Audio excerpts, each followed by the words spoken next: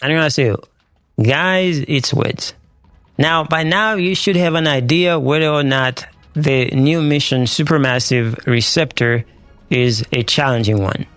In my opinion, it is a great addition to the game. It is a lot more challenging than some of the older missions that we have in the game. So it is nice to see, and it is a lot of fun, in my opinion. So if you are struggling with this mission and you want to know whether or not it is easier to do it solo or it is easier to do it matchmaking, in my personal opinion, if you do it solo, it's going to be faster. As far as my experience trying it solo and also in matchmaking, I was always doing it faster when I'm doing it solo.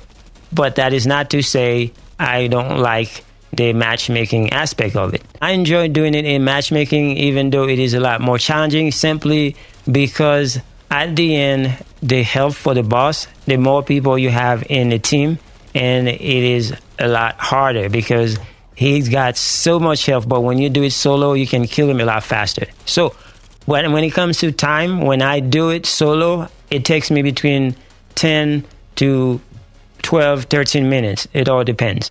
But when I do it in matchmaking, it's normally between 15 to 20 minutes. So it depends on the group.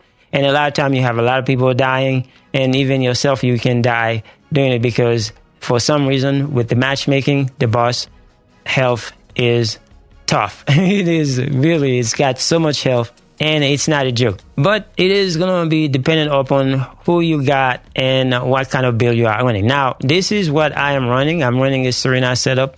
Whether I do it solo or in matchmaking, those are the setup that I use. So I'm using the last dagger, and this is it right here. You take a look, and then I'm also using the relic, which is what I have.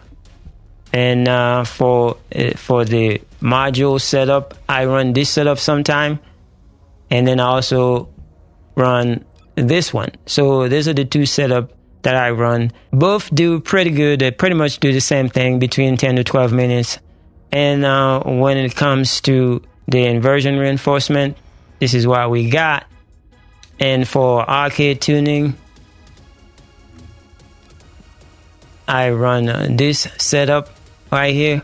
Now for the fellow, I decided to go with the MP fellow, but this is nothing special.